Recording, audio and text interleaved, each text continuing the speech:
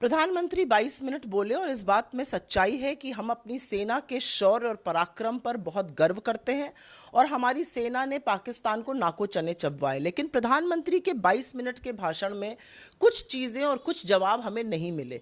उनके थोड़ी देर पहले ही अमेरिका के राष्ट्रपति डोनाल्ड ट्रंप बोले थे और उन्होंने कहा था कि उन्होंने व्यापार की धमकी देकर यह सीज फायर कराया। तो प्रधानमंत्री ने यह क्लियर नहीं किया कि क्या वाकई आप अमेरिका के दबाव में थे। ये बार बार क्यों कह रहे हैं कि सीज फायर उन्होंने कराया, ये पहली बात। दूसरी बात, डोनाल्ड ट्रंप ने अपने वक्तव्य में कहा कि वो कश्मीर में मध्यस्थता करेंगे।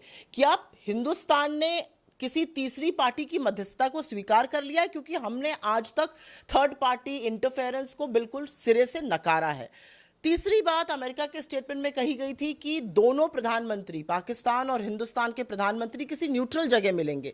क्या वो मिलने वाले हैं पाकिस्तान के प्रधानमंत्री से? क्या हम डिप्लोमेटिक चैनल्स खोलने वाले हैं? इस बात का जवाब नहीं मिला। इस बात का भी जवाब नहीं मिला कि ये सीज फायर उस समय क्यों हुआ। और प्रधानमंत्री ने कहा सेना ने ऐसी आक्रामक कार्रवाई की कि पाकिस्तान घबरा गया। तो ऐसे टाइम पर जब पाकिस्तान बौखलाया हुआ था, हमने किसके दबाव में आकर सीज फायर किया? एक और बात जिसका प्रधानमंत्री ने जवाब नहीं दिया, वो बात यह है कि जिन दुर्दांत आतंकवादियों ने निर्मम हत्या की पहलगाम की, उनका क्या हुआ? बिल्कुल सही है कि सेना ने बहुत सारे टेरर कैंप को तबाह किया, टेरर को नेस्तो नाबूद करने का काम किया, लेकिन उन लोगों का क्या जिन्होंने ये दुर्दांत हत्या करी हमारे लोगों की?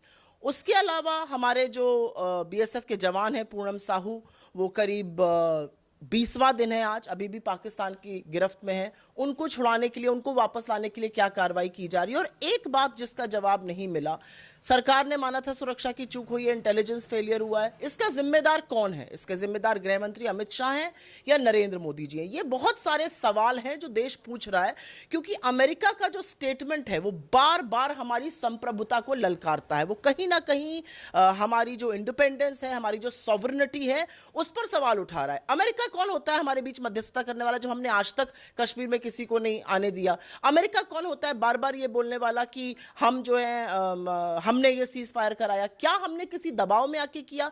क्या did trade Triumph over terror? That's the question. ये सब सारा देश जानना चाहता है।